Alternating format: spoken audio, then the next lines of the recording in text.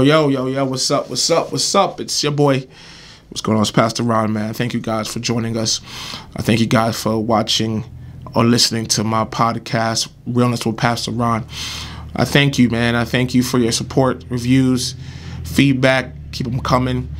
And we thank you. See my Haiti, got my Haiti drip on in honor of Wakanda Forever. Haiti's in that, so it's a big shout. So we're excited about that.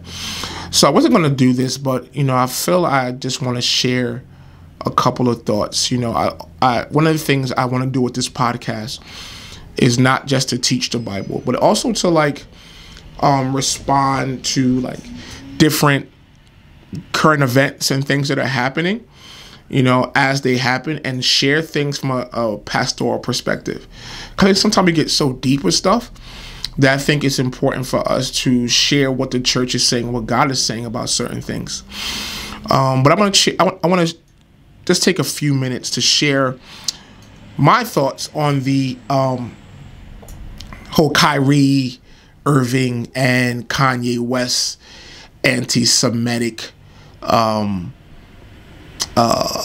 issue or drama or problems that's out there. So I'm assuming most of you guys know, because it's been all over the TV and social media. Kanye West went on a interview, and in his interview he pretty much said the Jews run the world, talked bad about the Jews, and he's pretty much canceled. Adidas cut ties with him, and other brands, Balenciaga, cut ties with him because of his anti-Semitic rant. Also, Kyrie Irving shared a post about a movie that's deemed and labeled as anti-Semitic, and he took a while for him to apologize. That apology, those how you call them? Those PR apologies, they're always kind of fishy to me. I think a person's initial reaction is, it's usually the most accurate because it's less filtered. Not saying folks can't change, but I think a lot of it is what they really feel until, their money starts getting funny and their PR team gets to them like, hey, you can't say this. So I think to a man, I believe that Kyrie agrees with what's in there, but he understands the effect of it and how it looks, because the NBA is your employer. I know it's a game they play, but the NBA, the Nets are his employers, and he's an employee. I don't care how woke he is, or how much money he make. At the end of the day, he's an employee, and you cannot sit here and share certain things that may harm your employer-employee relationship. When you're a public figure, certain things you can't post and you can't put there because that causes a consequence. On a very, very smaller scale, I'm not comparing myself to Kyrie or Kanye, but as a pastor, the one thing I try to do is be careful about things I may post, I may tweet about, I may share, because this may have a direct effect as to how people view my church. And I always say, the three things I do not want to ever embarrass. First is myself. Second is my family and friends. And third is my church. Those three things I never want to make look bad. So certain things I may want to post or certain things I may want to comment on, I refrain from, because I understand that there's a consequence to what I do. You know what I mean? So we have to be aware of that. So that apology, I'm not saying it's not sincere, but I put the people's eyebrow to it, I don't know. It could be a contrived PR move. But at the end of the day, take it for face value, he did eventually apologize. And what has happened since then, and which is concerning to me, is that people have painted Kyrie and Kanye as victims.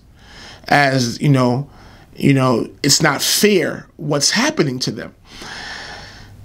And This is something that I battle with when it comes to our generation that we live in, right?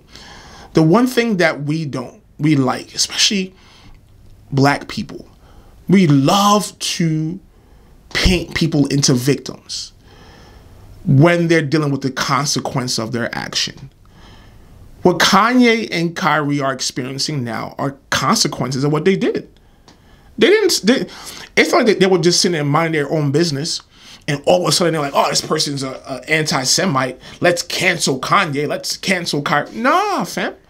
They sat there, said certain things, posted certain things, and now they're dealing with the consequence. They say Jews run the media. Jews, quote unquote, run the world. So you're going to go attack Jews. So what do you expect to happen? Like, do you think could you're worth a couple of billion that you won't get attacked? Nah. End of the day, you're still a ninja, bro. To them, that's all you are. So now you're dealing with the consequence. Is it harsh? Maybe. Is it fair? To each their own. But at the end of the day, you open Pandora's box by saying and posting what you guys wanted to post. We have to stop running from consequences.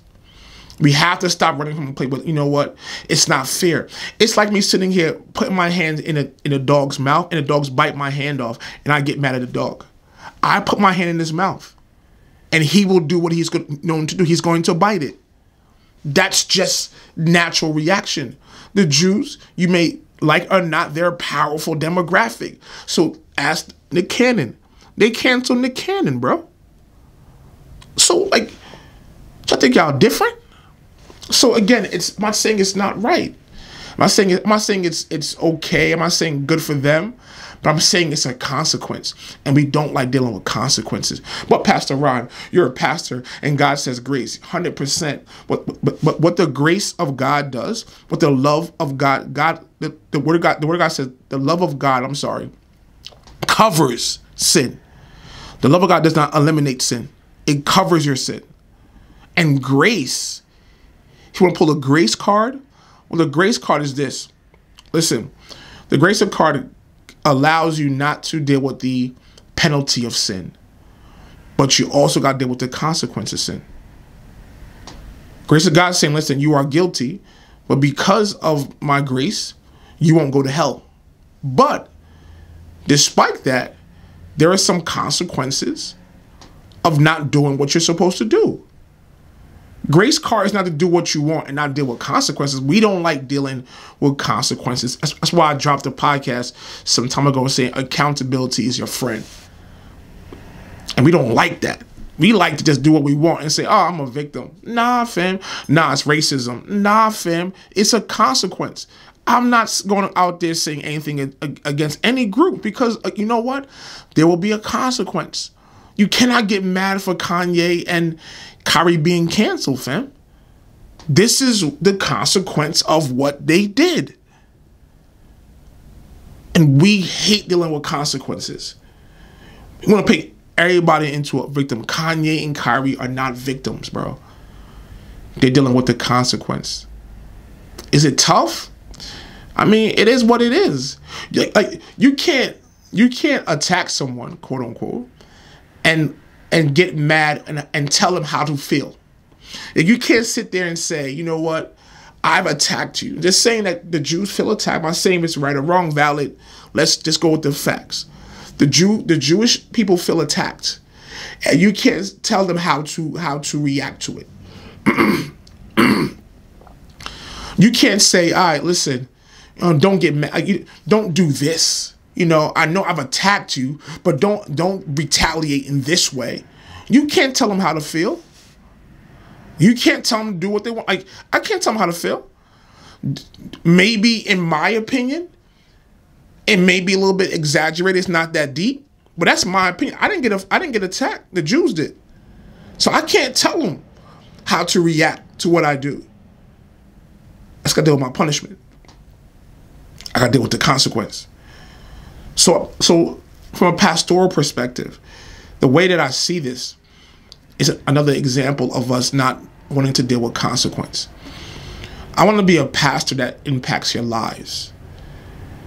Most folks know about the Bible and know the grand scheme of things. John 3:16. You watch the 10 Commandments. Yeah, we know most of that stuff. But I want us to get to a place where this is something that we allow to get into our lives. You know what I mean? Like something that we get to a place where we sit there and allow it to impact our lives. Like church and God is not just for a Sunday. It's for our lives. And as a pastor, I want to like to bring things full circle to you guys to show how things need to be on Monday, Tuesday, Wednesday, Thursday, Friday, and Saturday. And we have to learn to deal with consequences. And we run from it. We want to make excuses for it, especially when it comes to our people. Nah, we can't. As black people, we got to deal with consequences. We got to learn. Oh, and we got people out here. Oh, man, you're an Uncle Tom because you sit here and you are not siding with Kanye. I'm not siding with Kanye. Was wrong. Kyrie was wrong. Oh, you're not black because you sit here and you're supporting these Jews. I ain't supporting these Jews. I'm supporting you dealing with the consequences of your behavior. By all means, if Pastor Ron went out here and sat here and blasted a particular group of people and I got canceled, quote unquote, or I got people left my church, I can't be mad at them because that's a consequence of what I do. I'm not above reproach, and is no one. And we do not like to hold our people accountable. Well, you know, he's black, man. It's the white man's fault. Nah, bro. It's Kanye's fault. It's Kyrie's fault. Watch what you say. Because that same person that don't want to hold him accountable for what he's doing is the same one that has glossed over the fact that Kanye talked about George Floyd and about slavery and put a White Lives Matter shirt. Where was the outrage for that? He's just crazy. You know, pay him no mind. But now he's the victim. Because the Jewish people, because of the man again. Nah, it's not the man. It's a consequence. We need to learn to make better choices. You can't choose your consequences, but you can choose your choices, obviously. And a lot of time what happens is we sit here and fail to make better choices. So if you want better outcomes, make better choices. Don't get mad at the outcome. Get mad at your choices. That's what we need to learn how to do. He ain't the victim here, bro. He's sitting here and made a bad decision and now dealing with it. And it is what it is. However, I like Shannon Sharp said on recently, I think that the whole 6 points for Kyrie to return to the NBA is childish. Is demeaning, and I don't like that. It's degrading. Like, don't beat the man while he's down. He apologized. He said what he said. Either you cut him, kick him out the league, or let him come back. This whole 6 point, give this money, have a conversation, read this book, do that, all that's nonsense. That's degrading and demeaning. Again, though it's a consequence of what he's doing, but I think that is a level of embarrassment they're trying to do for for Kyrie, and that's not cool. But we have to make sure that we learn the value of being able to deal with the consequences of our behavior, and that is a lesson I derive from that. Watch what you say. What did Mike Tyson say? The problem with social media is the fact that folks can say what they want and not get punched in the mouth. This is why folks are so tough in social media. It's the same thing right here. People want to say what they want and pop up what they want and not deal with consequences. We got to deal with the consequence of the things that we do. And that's what Kanye and Kyrie are doing right now, dealing with that consequence. I don't care if you're black, white, yellow, or green. I'm pro dealing with consequence. And I will not gloss over or make any excuses for him because he's black. We got to do better. You know what I'm saying? So I want you guys to share your feedback. What do you think? Am I right? Am I wrong? How do you feel about it? Let's have a conversation and we'll get back to you. Take care, guys. Have a good day.